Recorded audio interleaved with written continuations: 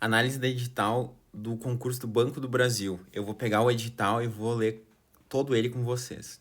Bom, primeira coisa que a banca é CESP, então é aquele estilo certo e errado. Nesse caso vai ser, não vai ser uma errada anula uma certa, mas duas erradas anulam uma certa, que a gente vai ver mais pra frente. Vai ter duas etapas no concurso, uma que é objetiva, que é demarcar, uma discursiva, que daí é descrever, que está dividida em duas partes, e uma segunda etapa, para os que forem aprovados aqui, que vai ter o programa de capacitação, PROCAP, que vai ser eliminatório e classificatório, que vai ter uma prova também no final. Mais pra frente a gente vai ver isso. Os cargos. São dois cargos, uma área de finanças, economia e finanças, e outro tecnologia da informação. Os dois têm o mesmo salário, que é em formato de subsídio, que é R$ 20.924. Um ótimo salário, diga-se de passagem. Aqui tem os requisitos básicos, eu não vou passar por tudo isso, mas é interessante saber que tem sindicância da vida pregressa, tal qual concursos policiais e alguns outros concursos. Bom, aqui tem um quadro das vagas, que ele é super importante em todos os concursos, e aqui tem o número de vagas imediatas, que é 37, no total são 50, né? Para cada um dos cargos, e o limite dos aprovados do concurso, ou seja, no total vão ser 300 pessoas aprovadas, o máximo. O exercício vai ser em Brasília, Distrito Federal, a princípio. O Banco Central tem sede em outros lugares, por exemplo, se não me engano, Porto Alegre, São Paulo, acho que Rio de Janeiro também. Mas aqui fala do exercício em Brasília, só diz isso. Reserva de vagas aqui, eu vou dar uma passadinha. Avaliação psicossocial. Taxa de inscrição, R$ 150. O site para se inscrever. E o cronograma tá lá no anexo 1. Quem quiser dar um Ctrl F vai direto para lá, porque tem todas as datas. Bem importante. Comprovante de inscrição, né? Sobre a inscrição, a pessoa vai ter que levar no dia da prova. Eu não sei se sempre acontece isso. Às vezes eles colocam, mas não pedem, mas super importante levar, né? Se tá no edital, que é a lei do concurso, então tem que levar. Aqui tem as possibilidades de isenção de taxa de inscrição. A primeira é o cadastro único, que tem esses decretos. E a segunda é doador de medula óssea. É efetivamente o candidato que fez a doação, bem como a data da doação. Descendo aqui um pouco mais, as etapas. Aqui tem bem explicadinho quais são as etapas do concurso. Deixa eu dar um zoom out aqui. A primeira parte é objetiva, que são os conhecimentos básicos. A segunda também é objetiva, né? As duas demarcar, que daí tem os conhecimentos específicos. A área 1, que é TI, e a área 2, economia e finanças. Então, são essas disciplinas que são básicas. Português, lógica e estatística, direito administrativo, macro e micro. Não tem direito constitucional, bom lembrar. E a quantidade de itens vai ser a pontuação. Então, 25 itens vai ser 25 pontos, né, no caso. Então, português é a disciplina que tem um maior peso. Né? Lembrando que duas erradas anulam uma certa. Fundamentos e noção de lógica e estatística tem uma pontuação um pouco maior e direito administrativo menos.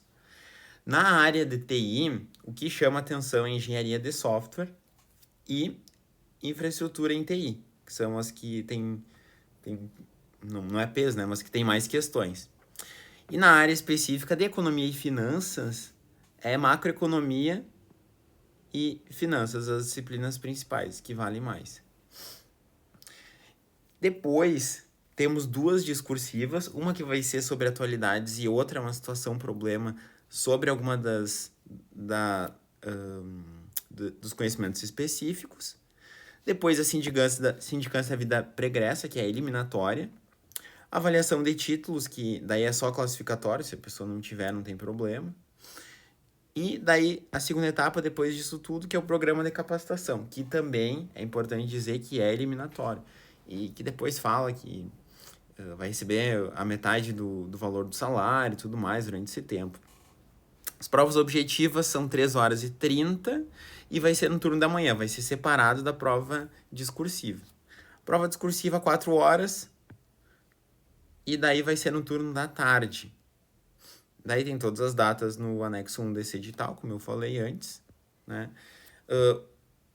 As provas objetivas vão valer 120 pontos. Cada uma dessas questões aqui vale 1 ponto, somando dá 120. Né? O certo e errado, como é o clássico do CESP, também a Quadrix faz isso. Né? Aqui o critério da avaliação, quem quiser entender um pouco melhor o método do CESP, quem nunca fez a prova, aqui é o local para entender isso. Né? Se tu marcar certo, tu ganha 1 ponto, caso tu erre, tira 0,5. Isso não é sempre padrão do CESP, né? Então 2 erradas anulam uma certa. E caso tu marque uma coisa aí, tu pense, nossa, tá, acho que eu errei. Acho que eu marquei errado, em vez de certo, eu marquei errado. Daí tu pode marcar as duas e daí ele vai simplesmente anular e tu não vai ganhar nem perder nenhum ponto. Aqui tem os mínimos para cada uma das partes da prova. Então, na parte objetiva do conhecimentos básicos, o mínimo é 10 pontos, né? 21 na prova de conhecimentos específicos e 36 no conjunto das duas. Que falta os gabaritos. A prova discursiva é interessante, que a primeira prova é sobre atualidades, que vai ser até 40 linhas, com valor de 30 pontos.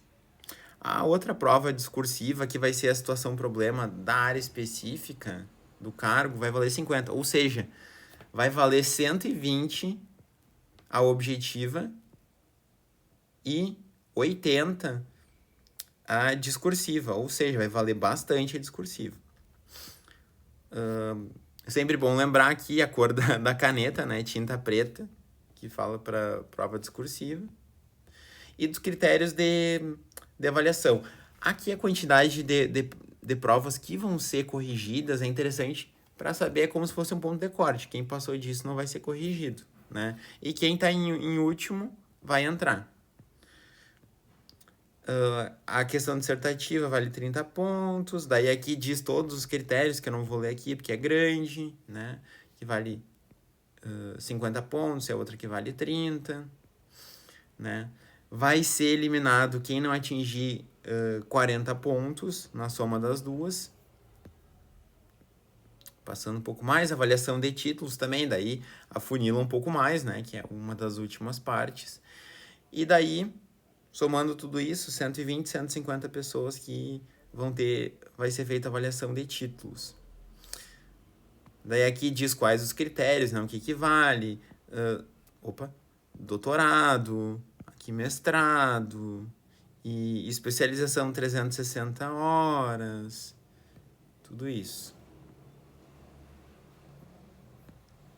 Passando um pouco mais. O programa de capacitação, que é a segunda parte, que daí é bem o final, vai ter carga horária de 160 horas, 120 à distância, 4 horas vai ser uma prova, tipo a prova final, e 36 um seminário de integração, que talvez seja presencial, né? Critério de desempate no final do concurso, né? Como o clássico, quem tiver idade superior a 60 anos, maior nota na prova de conhecimentos específicos, daí depois na outra prova de maior número de acertos, né? E daí vai indo. O que mais? Agora descendo para as disciplinas. Bom, conhecimentos básicos, português, daí aqui a quantidade de questões que vai ter, né? E o peso também, que vai ser 1.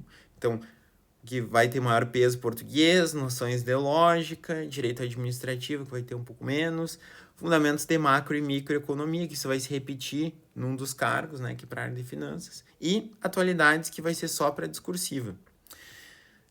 Na área de conhecimentos específicos, para quem é de TI, ciência de dados, super na moda hoje, né? Segurança de informação, um pouco menos. Software, engenharia de software, que é a disciplina que mais cai. Infraestrutura de TI também, que tem bastante coisa. Bem pouquinho de banco de dados e bem pouquinho de gestão de TI. pro cargo 2, cai de novo macroeconomia, bastante, e microeconomia um pouco menos. Finanças, que é uma matéria bem legal. Estatística e econometria, que estatística também é muito bacana. E aqui, contabilidade de instituições financeiras, padrão COSIF, com uma quantidade também igual à estatística. E é isso.